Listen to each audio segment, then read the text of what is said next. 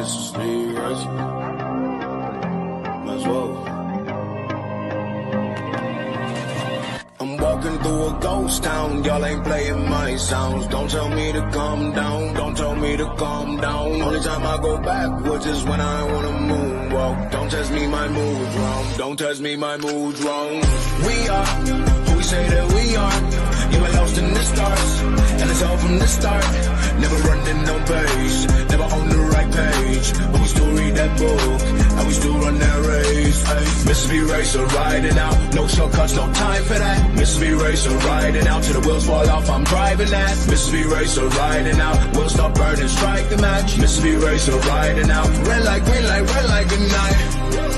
Ay, red light, green light, red light, good night. Red light, green light, red light, good night. Red light, green light, red light, good night.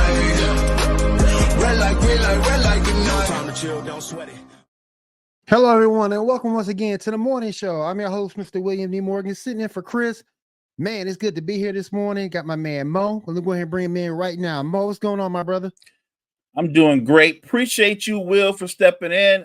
You always do a great show whenever you show up, so just glad to have you here. Thank you, sir. Thank you, sir. I do appreciate that. It's good to be here, man. It's good to be here.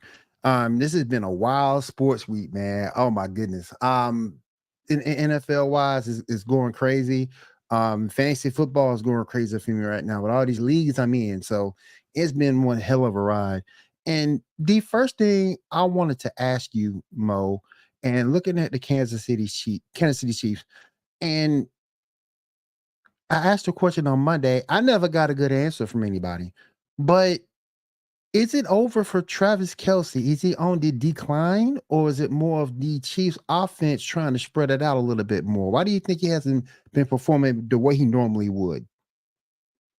I think it's a combination of both. I do think that right now Pat Mahomes is trying to establish some kind of chemistry with his receiving core. Obviously, he and Kelce have great chemistry over the years. I also do think that, look, I thought Travis Kelce showed some decline in the second half of last season.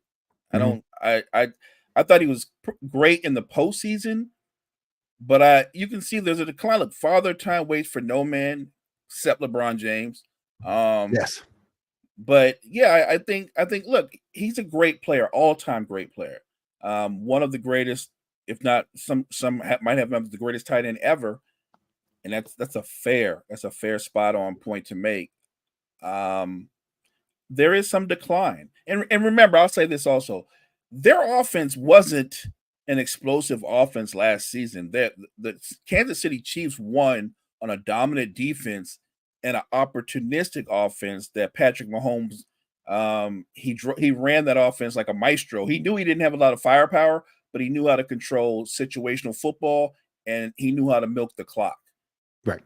And I don't know if I think they have more explosive players, but they are missing their starting running back Pacheco, who is great between the tackles, hard running. He's also great out in the passing game. I think as the season progresses, Travis Kelce will be more productive. But I think there's a real chance this could be his last season, whether he plays really well or average or not. I think the mission is to help Patrick Mahomes, Andy Reid, and the rest of the Chiefs to win another Super Bowl. But win or lose, I can see this being his last season. Yeah, you touched on it a few minutes ago. Isaiah Pacheco is going to be out for another couple of weeks. Kareem Hunt has started his second stint with the Chiefs. Do you think he can bring anything to him? Now they just a little bit older, away from the team for a little bit. Do you think he can make the most of this second chance?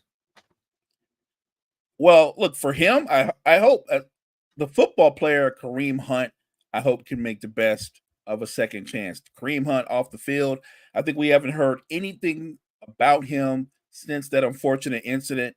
Yes. Kareem Hunt was a terrific running back. He was. But he was never quite the same once he left Kansas City. And I don't think that was physical. I think that was more mental. So maybe a second stint, even if it's just for the rest of this season, I think that would be great for him. If he could look 80% of what he was when he was with the Chiefs. It's an upgrade. As good as Isaiah Pacheco is, he's not better than the best version of Kareem Hunt. Right. We've seen that. Kareem Hunt looked like one of the better running backs in all of football. Pacheco's really good, and he fits their system to a degree, but I don't think he's the kind of running back that we look at and go, well, he's one of the 5 or 6 best running backs in football. He's not that guy. So I think Kareem Hunt can be effective in this offense. If nothing else, he'll be very effective in the red zone. Yeah. Oh, real quick. What's up, Gene? What's up, my boy? My brother Gene in the building. Now, what are we looking at? Because right now, these past few games, fans seem to be upset that the Chiefs are getting favorable calls from the refs. Are you looking at this as a ref conspiracy? Or the way I look at it is these other teams just aren't good enough to close to get the job done. So what direction do you look at that? Is it more the refs in their pocket, or these teams just can't get the closing part down and close these games out against them? I don't think it's a case where the refs are favoring the Chiefs. I think that have they benefited from some calls from time to time? Sure. But I think a lot of great teams have benefited from calls. You know what happens is you get this, the other team, opposing teams kind of get this fever where it's like they get all the calls and all the breaks. Every great team, every team that was somewhat of a dynasty, they got a lot of calls, they got a lot of breaks. Look at the Patriots. True. And this takes nothing away from the dominance of Tom Brady and Bill Belichick, but the feeling was so many times, right? They're getting all the calls, they get all the breaks. Look, I'm not a Raiders fan.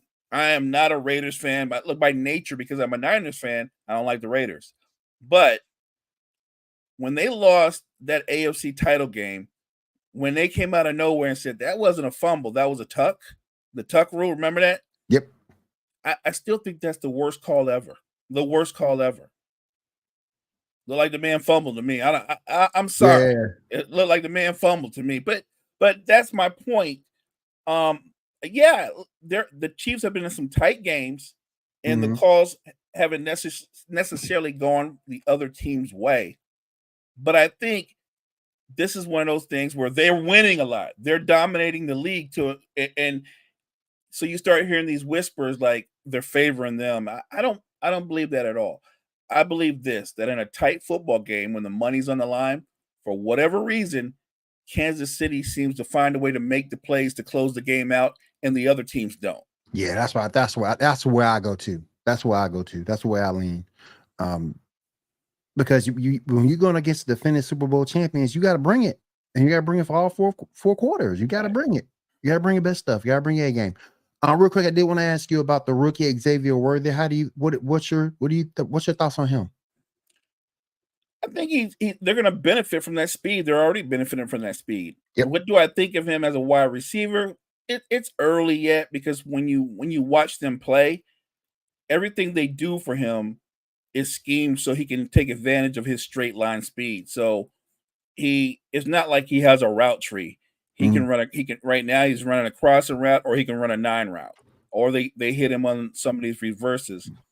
So I think just the fact that he's as fast as he is, he opens up the middle of the field for other people to take advantage of.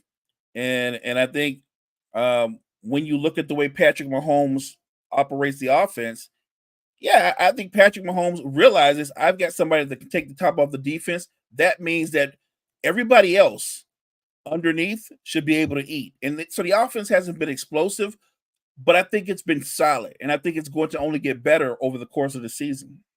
Now, let me switch gear for a minute. We're going to go from the Chiefs over to the walking mass unit that's known as the San Francisco 49ers. Mo, everybody on that team, everybody is hurt. Can they overcome these injuries?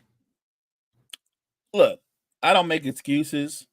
We've had some injuries, but look at the players that they can still put out on the field. Yeah, you've had injuries, but Kittle's out there, right? Right now, Juan Jennings is the best receiver on the team, right? He's playing the way that you would have thought Ayuk would be playing after getting that contract. Yep. Like right now, it looked like they switched roles. It looked like Ayuk is the second to Juan Jennings. And I know Debo being out is tough. I know C-Mac being out is tough, but the young man Mason has been balling. He's been running that football. Look, it's not fancy. He's a one-cut power kind of back.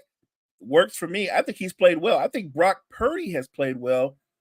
They're moving the ball. The problem with the Niners is that they're not getting as many touchdowns as there are field goals. They're not finishing out drives.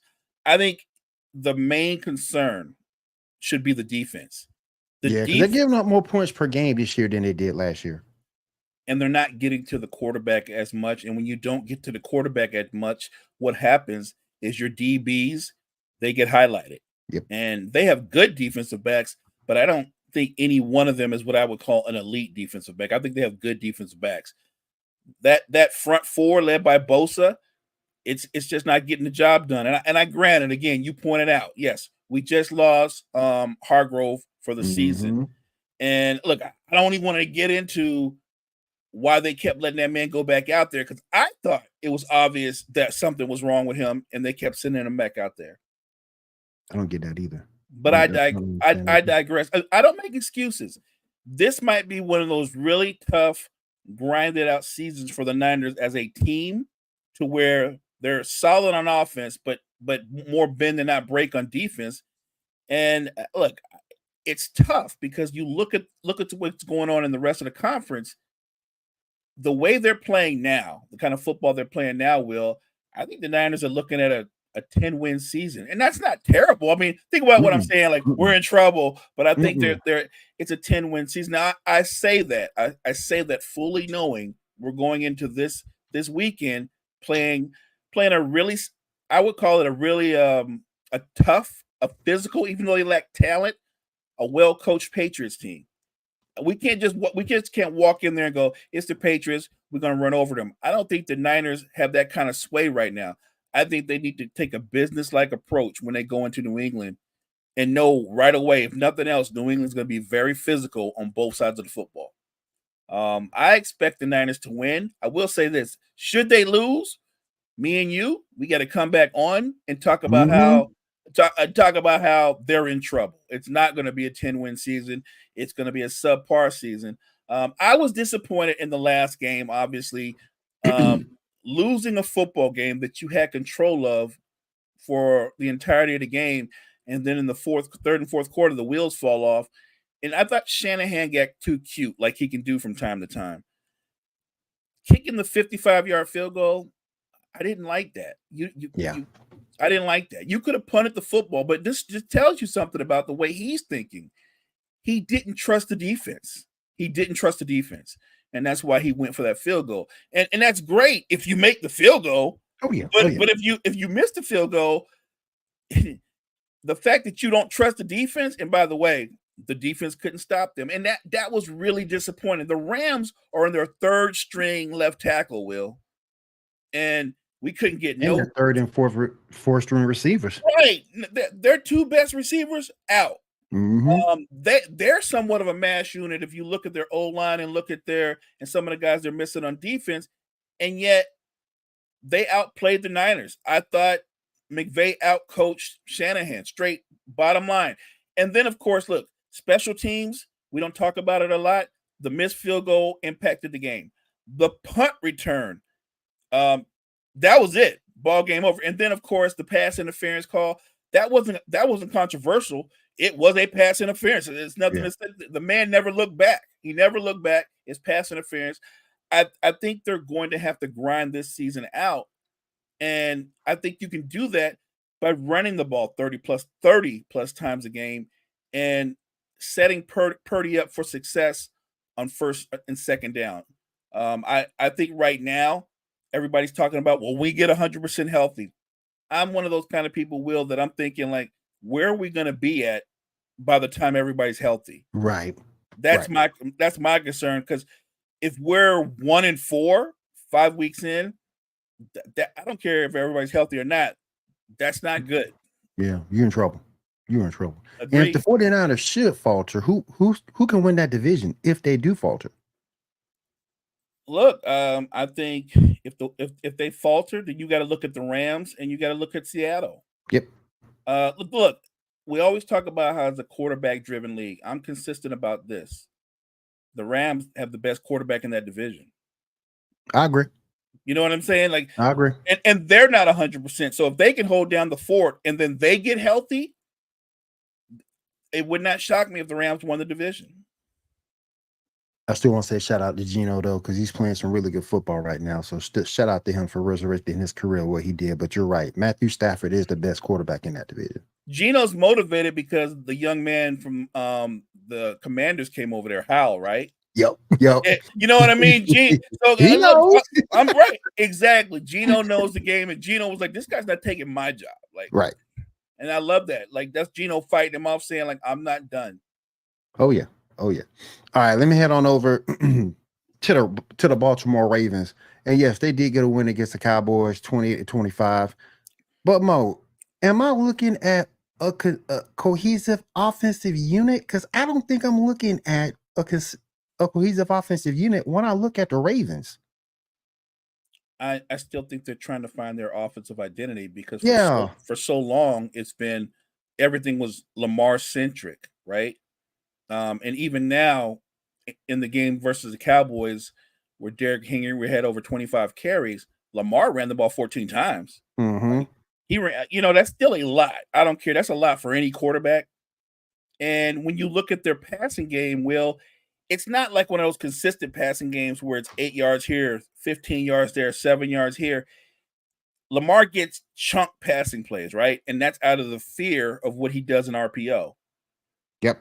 But when they play against the better teams who can scheme or confuse him with zone blitzes, he struggles. I don't think the Ravens offense was great versus the Cowboys. I just think the Cowboys defense was inept. And it's not a secret you can run on them. We were to the lead up of the game, we were like, gonna get a heavy dose of Derrick Henry this week. Of course you would. Yep. And that's what happened. I think that everything about the Ravens is their mission is to see the Chiefs again in the AFC title game and beat the Chiefs. My concern if I'm Ravens Nation is stop looking ahead to a rematch with the Chiefs and focus on every week in front of you.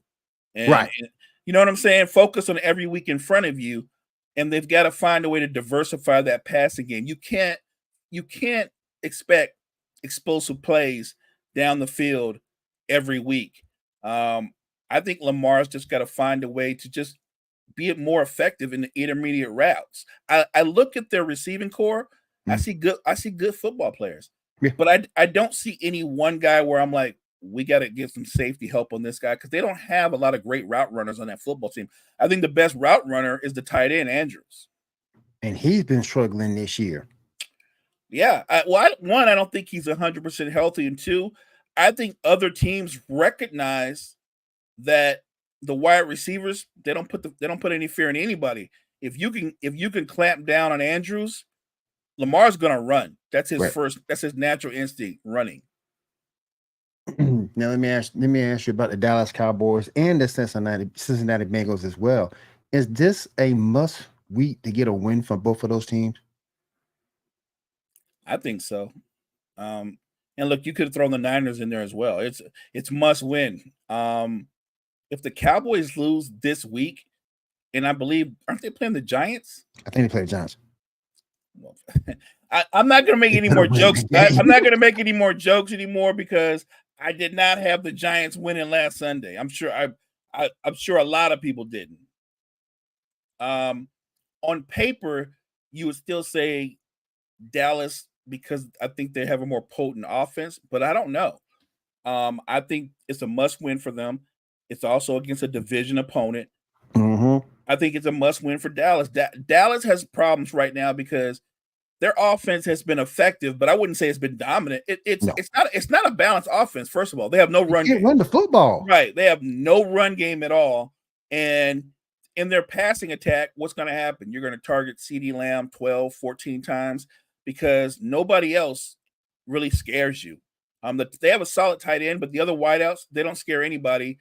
And I just think their offense is not what I would call. I don't think it's explosive, and I don't think it's versatile. Before the season started, I looked at the Dallas Cowboys, and I, with no hesitation, I said they're not making the playoffs. So I'm standing on that. I still don't think they're going to make. I'm sorry, Cowboys Nation, you're not going to make the playoffs this They're year. not going to make the playoff. Wow. You're not making the playoffs. So if you're not making the playoffs, you're not winning that division. Wow. But all your stars are well paid, so that's something. I mean, that's something. You paid everybody, but you're not making the playoffs. Yeah. Well, let's keep it 100. Football is a quarterback driven league. Yes. But I don't care who the quarterback is. If you have a deficient offensive line, that impacts your offense. If on defense on the other side of the football, if you can't stop the run, that impacts your defense. Dallas is weak at the line of scrimmage on both sides of the football. Yep. They're not going to the playoffs because of that reason alone. Now, staying in that division, we got a huge win from the Washington Commanders. What's your thoughts on them? It was an impressive win. I was so caught up in what Jaden McDaniels. That young man has got so much poise. Yeah, he does. For a rookie. Like, he comes up to the line of scrimmage like he's a 3 or 4 year veteran, calm under pressure, and he's got wheels, but he uses his wheels selectively. Like, if it's 3rd and 4, he's getting the 4 yards and he's getting down. Yep.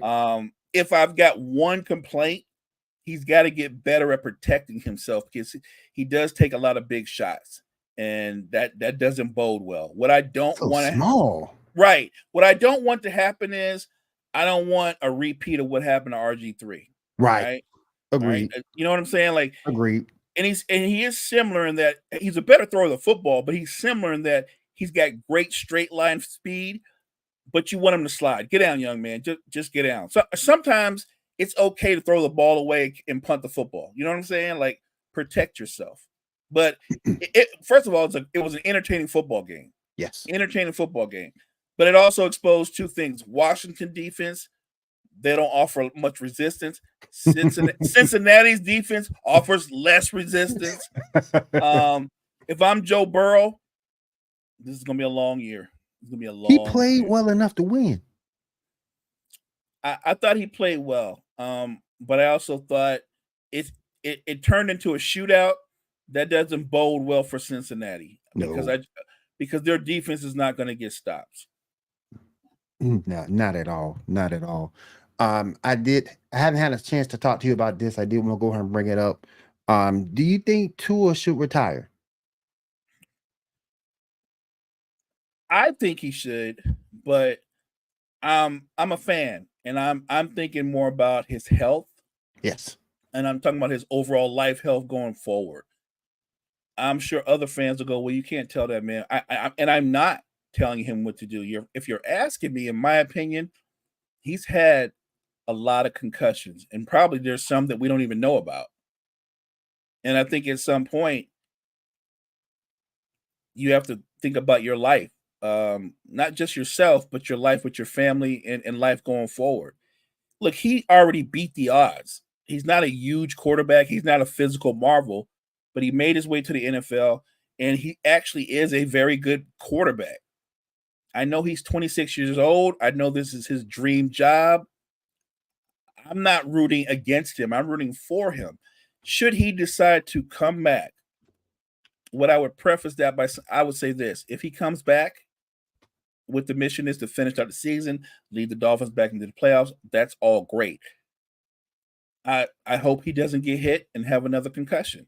But should he get another concussion, you got to walk away. That's got to be it, right? Yeah. You know what I'm saying? That's got to be it.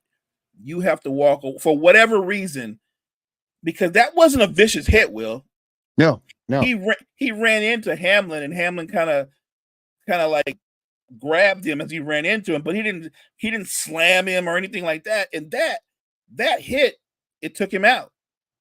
Imagine if he was running and a safety was coming full bore, and even if they hit him on the side, just that kind of jolt and the impact taking him to the ground, I fear for him for those reasons. You can put on that helmet, and they've got an even better helmet that's going to protect you. But I think that works better if you're somebody who doesn't have a history of concussions. Right. If you're like Tua, or we can go back in the day, remember Troy Aikman and all the concussions. At some point, look, I know it's tough for Dolphins Nation, but Dolphins Nation, if he gets another concussion, and I hope that doesn't happen, but should he, even you have to admit, he needs to walk away. Yeah. I think so. Staying in NFL mode, wanted to ask you a couple of teams. Are they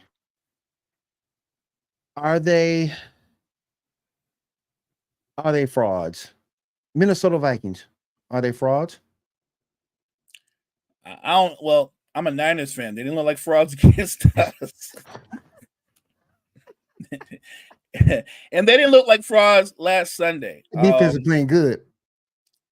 The defense has been good. The offense has been really good. Sam Darnold has, look, right now, I know it's Sam Darnold, but right now you're looking at people going, is this who he really is? And he just wasn't coached well enough, and he wasn't set up for success. There's something to be said about chemistry too, right? Yes.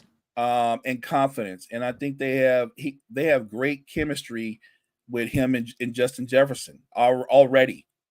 And I think that confidence, it goes over to the defense because of what the offense is doing.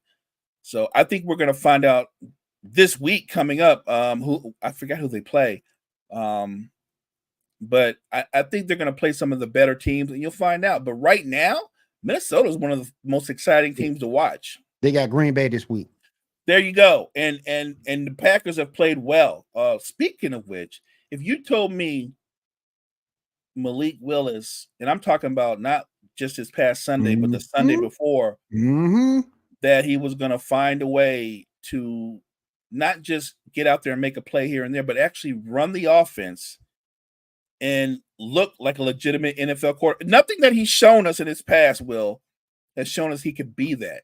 Nope. And he actually played better last week versus the team that knows him better than anybody in the world, Will. Yep. The Titans. They just got rid of the man right before the season started. He comes back, and they're thinking this is just the same old Malik. He'll just try to game manage. He's not going to throw the ball down the field. Right out the back, this guy launches a 30-yard strike. And I'm like, what? This is Malik Willis? Yep. I'm really impressed. I don't know how long he can sustain this. What I will say is, though, if Jordan Love is healthy, as good as he's played, there's no controversy. He's going back to his role. No controversy at all. No, but it's good that you got that backup.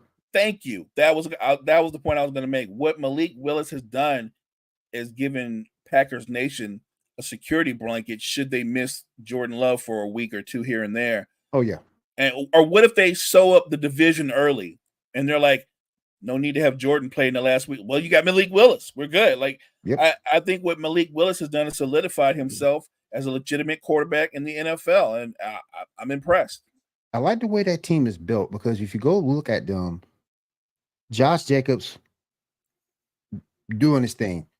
Marshawn Lloyd, I'm gonna love to see him on a lot when he gets healthy. That receiver core, Romeo Doubs, Christian Watson. I'm loving what those guys are doing. That defense is playing really well right now. Between them and the Vikings, that should be one hell of a game. I still favor the Packers because I think the Packers defense is a little bit better. And I would say this. They have a unique receiving core, Will, because all four of those guys can play. Like all four of them can play. Wicks. People don't even think about Dontavian Wicks until he scores a touchdown on you. Right. All four of them can play. And I know a lot of people think Dobbs is going to be, or Watson's going to be the number one. I think what makes them interesting is they just all produce when they're given an opportunity. And there's no clear number one, in my opinion. I don't think there's a clear number one. No. That might bode well. They're all in play. So you don't really know where the defense has to focus on because all of these young dudes, they can get it. They fit that system and they all play well. So I think they don't have the biggest receiving core when it comes to name recognition, but when you look at what they do as a whole, as good as anybody. What are we thinking about the New York Jets right now? They go in to get a win. They get a win against the Patriots the other week. Looks like they got Denver this week. What are we looking at the Jets right now? We believing in Aaron Rodgers a little bit more and more each week. I think we've always believed in him. We just wondered if he could stay healthy. But as Chris pointed out, this is the soft part of their schedule. So you got to win these games, right? You gotta kind of run it up and win these games. When you play against some of the subpar teams, like a Denver, in my opinion, I think that this is a game you're supposed to win. I expect the Jets to come out and win it. I think as the season progresses, the offense will get better. The real question is, will the defense get back to the level that it was the last couple of seasons? Because it hasn't looked as dominant, obviously, early in this year. And yes, they have a major injury that they just suffered. By the way, that injury, there's a guy that's sitting out. He's the only guy sitting out in all of the NFL, still waiting for his money. And I have to assume that this sets up well for him. I'm sure he's got to be talking to the Jets like, I know you need me. I know you need me. You know you need me.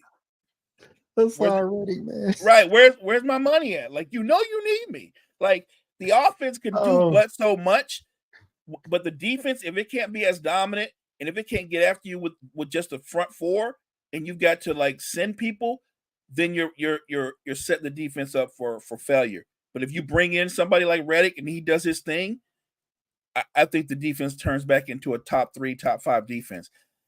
My problem with the Jets is this, Will, is the Jets front office so stubborn that they're going to go, no, we'll be fine without this guy. We're going to find a way to make it work. Right. I think that's the wrong stance. I get it. You don't want to cave. You don't want to give this guy his money. But I want to remind you, your quarterback has a short window. He's closer to the end, a lot closer to the end, and way far away from the beginning. Right. Exactly. So with that short window, you better go ahead and give that man his money. I think the Jets were the one team coming into the season, because the only thing, if you look at that team, they're well built. The only thing to me that I think could ruin them is health and that bad front office. I think those are the only two things that can really ruin them, because they're a well-built team. They're a really well-built team. Rodgers needs to stay healthy. The offensive line needs to continue to stay healthy. Anything happens on the injury front to them, it's going to hit them hard. And I'm with you. Like, the front office is going to be stubborn to a fault, but you've went out and gotten Aaron Rodgers. You know that he's going to be your quarterback for what, 2, maybe 3 years tops. Your window to win a Super Bowl is now, right now.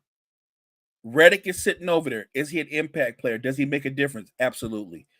Can you not stand the fact that this dude is holding you over a barrel? I'm sure you can't. But guess what you do? You suck it up and you pay the man, because everything for the Jets is right now. And you knew when you got that man, when you traded for him, you knew he wanted a new contract. You knew it, and you did it anyway. You know what? I'm gonna keep it a buck. I'm gonna chalk that up to the brilliance of Howie Roseman. Yep, Howie strikes again. Because I think Howie was like, they probably was having, one of those conversations like, do you think Hassan is I know you guys are having problems with it, but do you think that he'd be willing to come here and play out the the rest of this season under contract? And Howie was like, he's a good kid, he's a good kid, and you know what I mean. When you have one of those, right? When you have one of those handshake deals, like, we just glad that you want to be a Jet, and Hassan Reddick said, I just can't wait till I get here, and then as soon as he got here, he said, yeah, but I'm gonna need that money. Exactly. I talked to Howie. I thought he made it plain. I'm gonna still need that money. Ain't nobody playing for free. Ain't nobody playing for free. We don't pay that man. Y'all need him. These are great high-level athletes, and in the era that they play in now, they know they have but so much time in their careers to make big money. I'm not going to hate on Hassan Reddick for betting on himself. Oh, heck no. All right, let me switch over to the NBA. And I saw something today that was of interest to me, being a Chicago Bulls fan. It looks like Derrick Rose is getting released. Yeah. Should the Bulls let him go ahead, sign him to a 10-day and let him retire as a Bull? I think they should sign him for the rest of the season. He's not obviously he's nowhere near what he was. No, but he's a very good backup point guard right now. You know what I mean? Like he's a legitimate backup point guard. I'd rather have him than Josh Giddey. Just saying. Well, you know what? He's not what he was, but he's more explosive than Josh Giddey is right now, and much quicker. Yep. Look, I think you can bring him back, and I think even though they don't have high expectations this season, he's a feel-good guy, right? That's our guy, D Rose. Even if he's coming off the bench and he's playing 18, 19 minutes a game, so what? Why not? Why not throw the fan base a bone and bring in a guy who, by the way, who can still play? Yes. He just got pushed out. It was a numbers game where he was, and he got pushed out. It happens. But yeah, when I saw that they were going to release him, I was like, wow. I think he can still play. I still think he wants to play. And I would love it just because of, how things come full circle. If he went to the Bulls and he finished things out with the Bulls. That would be awesome to see. That really would. All right, staying in the NBA, I wanted to get your thoughts on some of these teams and these conferences. Give me a dark horse team in each conference to win. Give me somebody who we don't really expect to do anything within that division, but they just have like a magical season or a magical run. Let's start in the Atlantic. Any dark horse teams you're looking at there that might be able to overtake Boston and win that division? No. No, they're no dark horse. The Raptors are really mad at you right now, Mo. Hey, they should not be mad at me. And by the way, I'm a big fan of their best player. Scotty is one of the best players in the league. Scotty Barnes is the real deal. The only thing I question, there's no doubt he's the best player on that team and one of the better players in the league. I don't know if Scotty Barnes is a number one. I don't know that. I know, you know what I'm saying? Like, you can be the best player in a team, but you're miscast as a number one because you're the best player on the team by default. I think he's elite, but I think right now, unless he adds more to his game, I think he's an incredible number two. That makes sense.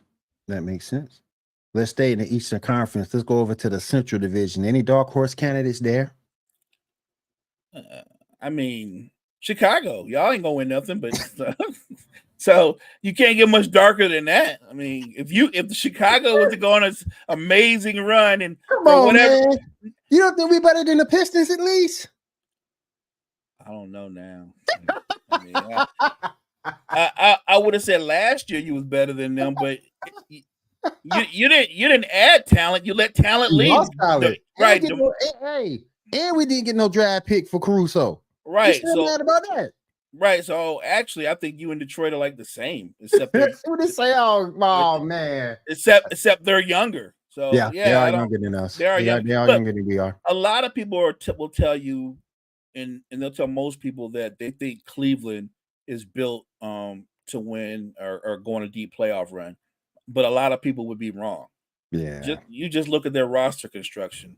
They're not built to win. They're not built to win a title. They're definitely not built to go on a long run. They are built to be good in the regular season, make the playoffs, and lose in the first or second round. Like if you want to know what the height of heights is for Cleveland, making it to the second round. I just don't think. I think Donovan Mitchell is an explosive and incredibly talented player. Right. I'm not sure. I'm not even sure he's the guy. I think he's the best player on that team. I'm not sure that he doesn't need to play with somebody who's at least as good or better than him.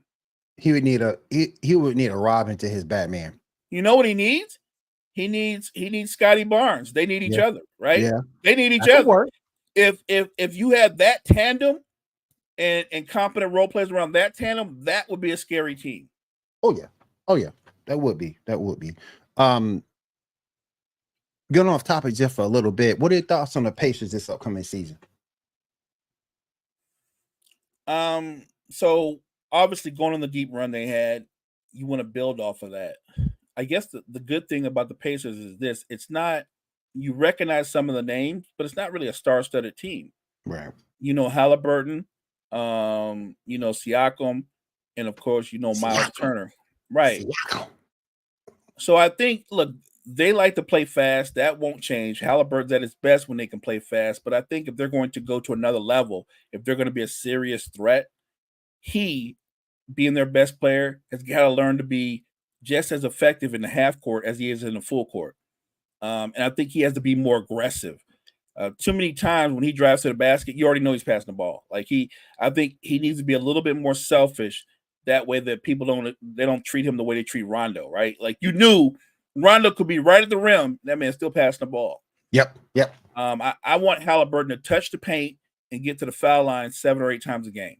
If he does that, I think that will elevate their offense to a whole nother level if he plays more aggressive. I like their team as a whole because, again, this is a very unique team. Yes. You don't look at them and go, you know what I mean? You don't look at them and go, well, they got multiple All-Stars. Siakam has made a couple All-Star teams, but I'm talking about right now today. Right now today, Halliburton is their only All-Star, right? Yeah. So they're unique that way. And if you look at them top to bottom, a lot of these guys you never heard of. You just wouldn't I think Mathurin didn't even play in the playoffs last year. He's going to come back, make them deeper, give them more scoring. I just think the Pacers are a fun, interesting team. Do I think they could challenge for the Eastern Conference Finals again? Only if Philly can't stay healthy. They can have a lot of dominoes go right for them to do that. Yeah, I think if Philly and New York are healthy, I don't think they're going to be able to get back to the Eastern Conference Finals. All right, let me head over to the great division that resides the Atlanta Hawks. The great Atlanta Hawks himself. Anybody overtaking Miami over there? You know what? I think that division is actually wide open. I don't know if Miami is going to rule that division because the only thing that happened in Miami that was interesting is they got older. True. They got older. Everybody loves Jimmy Buckets, but Jimmy said something interesting. And Jimmy's the kind of guy when he says that, he means it. He said, I'm not signing an extension with Miami. Jimmy's looking to be a free agent the season after this season, and he's age 35. I point that out because Jimmy Buckets is age 35, but sometimes he looks 45. Yeah. Because I think that at this point in his career, his playing style, because he plays the way he plays, it wears on him. I think it would bode well if Jimmy Butler went somewhere, and he don't want to hear this because I know he don't see himself as this. If he went somewhere and he was somebody else's number 2, if he was not the focal point of the offense, his numbers might come down a little bit, but I think his effectiveness overall would be better. It would be better on his body too. I think Miami is one of those teams that's in purgatory. I think that they're not bad enough to get a high draft pick, Will, and they're not good enough to where you think they're going to be in the conference finals. You don't think they're just in what I like to call the Hall of the Very Good. Yeah, and really, if they were going to elevate, it wouldn't be because of Jimmy Buckets. It would be because Bam took another step in his development. If you watch the Olympics, if Bam is going to be able to shoot threes and shoot it at a respectable percentage, it will open up the floor for everybody. It will change the way that the Heat offense is ran. If Bam can do that consistently in a regular season, look, that changes so much because he's already much quicker and more athletic than any other center in the league. And obviously, you and I both know he's not actually a center; he's a power forward. He's a power forward. That play center, right? But I think that if the Heat are going to have a good season or a big season, it'll be because Bam elevates his game. We liking the Orlando Magic? I'm sort of kind of liking the Magic a little bit. I like them. I think they're making the right steps. But if they're going to make a step to where they can get out of a first round, a second round series, it all hinges on the development of Paolo, right? Yep. I think what Paolo is, as gifted as he is, too many times when you watch them play, he lets the defense off the hook by taking tough fadeaway jump shots. When if you look at his body and how he's built, Will, he's basically Carmelo Anthony, but in better shape, right? And so instead of settling for step back jump shots that are contested, he can overpower pretty much every small forward in the NBA. outside of maybe LeBron James and a Scotty Barnes, but Jason Tatum can't do anything with him. No. Jalen, he's too strong for any of them. He's got to take advantage of his strength, and once he does that, once he goes more to his post game, I think he's going to get to the free throw line 8-10 times a game. It's going to open up the floor for everybody else as well. It's a young up and coming team. Signing KCP was so smart because it gives you a veteran who knows what it's like to win a title. And it also gives you a veteran who's still young enough that he can impact things on the floor. So I thought that was a great signing by them. It would not surprise me, Will, if Cleveland and Atlanta, I'm sorry, not Atlanta, but if Cleveland and Orlando match up again in the postseason. I'll be shocked if Orlando won. Yeah, it wouldn't shock me. I think Orlando did more in the offseason than Cleveland. All Cleveland did was basically bring back everybody, which the way I see it, if you bring back the same team, you're going to get the same results. You're going to get the same results. Yep. All right, let's move over. Let's move over to the Western Conference. Start over in the Northwest. Who you got in that division? Any dark horses? Just to let any dark horses in that division at all? Who might be able to overtake Denver or Minnesota or OKC? So I don't see anybody. I don't think anybody's going to overtake that. That's like the best division in the West. I think what will happen is I think Minnesota will win the division. And I think Denver's going to take a step back. Like they're going to be in the playoffs, right? You still have Joker. Yep. You just signed Murray. Yep. Aaron Gordon's not going anywhere, and obviously you get Michael Porter Jr. So you still have, I guess, your core four. My question to Denver is though, one, what do you do about your bench? Because they got nothing from their bench last year in the postseason, and two, do they have enough shooting around Joker right now when I look at them? Because I don't think they did anything to improve. I think they took a step back. My thing, though, I don't understand the thought process of their general manager. I don't get it. I mean, and I get you're scared of the aprons. I understand that point. But at the same time, you can't let your team suffer for that fear. And you saw it in the playoffs. You lost a lot of depth. And now you're losing KCP.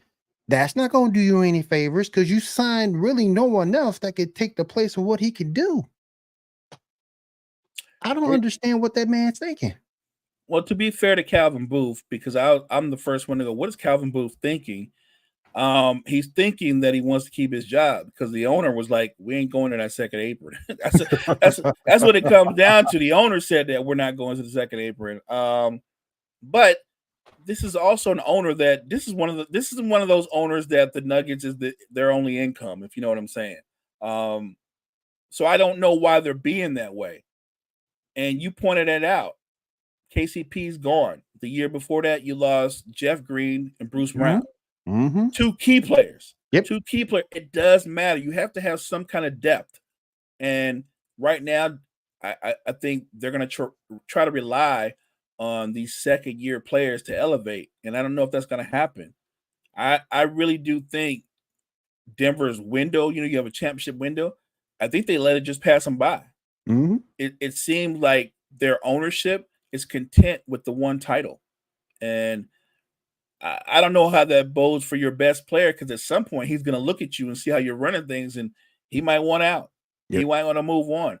I told you this before. They're going to, if they want to be relevant and they want to be able to balance out their team, they're going to have to make a choice at some point. Aaron Gordon or Porter Jr. Somebody got to go. Somebody got to go. Now, obviously, in this NBA, shooting is at a premium. And Porter Jr. is a 6'9" jump shooter who when he gets on a roll, is money. He has great value. But Aaron Gordon is unique in that he's like a small forward, but he has the strength to guard power forwards and small forwards. And he's one of the best offensive rebounders from his position in the game. So he has great value. If it were me, a lot of people would say I'm keeping Aaron Gordon. Nah, I'm keeping the shooter, man. I'm keeping the shooter. You can't really get rid of the shooter. You can trade Aaron Gordon. You can, and I love Aaron Gordon, but I love him too. But you can trade him. There's other guys that kind of can do what he does, that skill level. Right. Nobody gives up shooters in this NBA. Well, unless it's Buddy Hill, and I get that. But Yeah, that makes sense. Understand that. I get rid of him too. Me too. Me too. Let's go look over at the Southwest Division.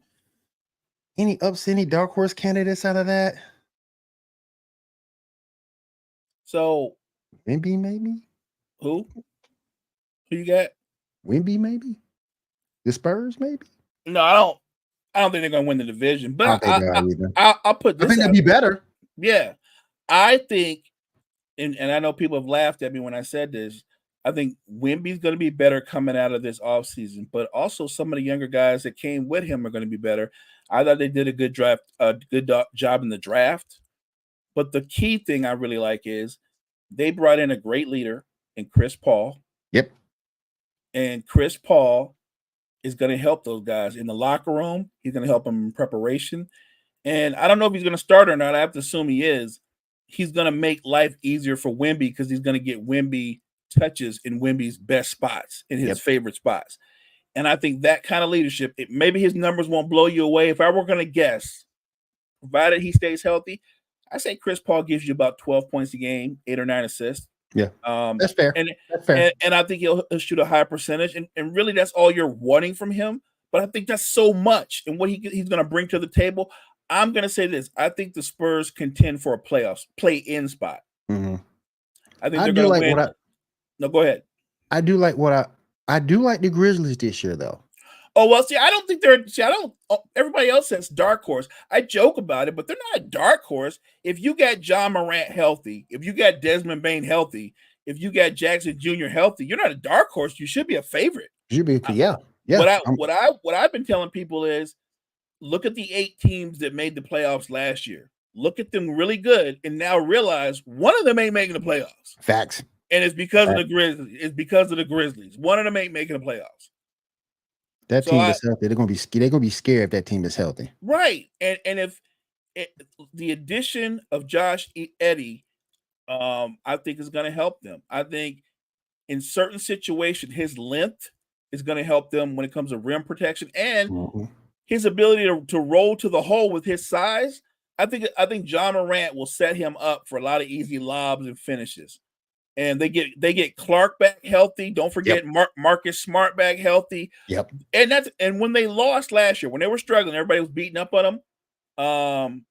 GG Jackson got good because of the playing time. Like a lot of their young players got suddenly that team is one of the deepest teams in the NBA. That to me, I think the ESPN has them winning like 47 games. I'm like, bro, if they're healthy, they're going to win 50 games. Oh, yeah. If they're healthy, they're going to win 50 or more games. Yeah. That's a scare. I wouldn't want to face them. I wouldn't want to face them. I would not want to face them. Last but not least, let's go over to the Pacific Division. Any dark horses over there? Well, I mean, I'm a Laker fan, so, you know, I know it's going to sound like I'm sounding like a homer. Oh, my gosh. But look at that. Really, really look at that division. And tell me why the Lakers won't win that division. They're going to win the division. They're going to win the division. We're the only team in that division that has 2 top 10 players. We're going to win the division. It's the most, to me, and I hate to say this, but the Kings might be the only choice, but I don't think they will. I don't have faith in the Kings like that. Look, they're going to score points, right? But if you play against, right, you're going to. That's my point. You're going to score points too because they don't play defense like that. Exactly. So tell me who's gonna stop the Lakers from winning that division? Phoenix? No. On paper, most people are gonna. I bet they project that Phoenix wins the division. I don't see it. Phoenix not gonna win the division. Somehow, if that freak of nature, let's say he plays 68 games, AD plays 68, 70 games, the Lakers are gonna win that division. I hate to say it, but I got to agree with you because it's a matter of trust for me. Like I said, the Kings can't play defense. I hate the Clippers. Well, they're taking a step back anyway. Like, yeah, Big time. I hate the Clippers. Somebody said that the argument they were making is if Paul George is gone, it frees Harden up to play more like Houston Harden. I would just push back on that and say Houston Harden was 5 years younger. Yep. So that's the problem. He's never going to be Houston Harden again. Can he go from scoring 16 points a game to 20 points a game? Sure. He can probably do that in his sleep. Yeah. The question is he, Kawhi, Norman Powell, is that trio going to be enough in terms of firepower to lift them into the playoffs? And by the way, I saw the news yesterday. Kawhi might not even start the season. Yep. I saw that yesterday too. The man might not even start. And look, I'm not one of those people that's bagging on Kawhi Leonard because I think he's just one of those dudes. And we've seen it throughout basketball. He's one of those dudes that the health gods, they don't like him. For whatever, the health guys don't like him. And if I'm Steve Ballmer, what are you going to do? I just gave this guy a ton of money to stay, and he's not starting the season. Oh, my goodness. All right. So let's go ahead. We got 4 minutes left, Mo. Real quick, before we get on out of here, let me get your quick thoughts on the WNBA. Where you see the WNBA playoffs going, and any thoughts on Caitlin Clark's situation? So the two series I've been really following, obviously I've been watching the Fever versus the Sun, and the Fever, they found their lane. They're at their best. Caitlin Clark's at her best when they're playing fast, right? When they're playing up tempo, everybody's in the offense. Caitlin Clark's in her element. What happened is they ran up against a team who plays fast better than they do. And they also ran up against a team who plays defense a little bit better than they do. So the question to me will be if the Fever can not only control the pace, but can they find a way to get stops to get back in this series? Because I think they're down 1-0, and I think if they lose tonight, the series is over. So I'm hoping they can find a way to get back into this series because they play an entertaining brand of ball. So and should they lose, just so we can get this out the way, should they lose, what a great season for the Fever. What a great rookie season by Caitlin Clark. I mean, you know what I'm saying? Like, nobody thought, remember, they were 0-8, Will, so we were already like, they're not going to be any good. They're good. They out. Right. and people was killing her, like, I told you she wasn't that good, bro. Like, and here they are. Should they lose, great season by them. They have a lot to work with going forward into next season. Watching the New York Liberty do what I knew they were going to do, win their series, it sets up the Liberty versus the Aces. So we're going to get Breanna Stewart Stewie versus Asia Wilson and company. The Liberty have been the best team in the WNBA all season long. But I look at a team, right. But I look at a team like the Aces. When you're the dominant team, when you're the two-time champions, you got to beat the champions. You got to go through them. And it's easier said than done because it's not the regular season no more. The Liberty do match up well with the Aces, so I think it's going to be a great series. All right. Let's go ahead and head on out of here, Mo. Go ahead and take us out, my friend. Appreciate you guys for joining Will and I this morning. Make sure you guys check out all the great content we have for you at Wire to Wire Network. Make sure you check out the Wire to Wire Network show later on this evening. I think they started around 6 or 7. The NFL genius, Gene, not to mention my man Cottrell, Shally, 3 wise men. Listen to these guys because anything and everything about sport, they know. We appreciate you guys. Wire to Wire Network. Take it easy. We're out, guys. We'll see you again tomorrow morning right here. Coffee and Sports in the Morning. Have a great morning, everybody.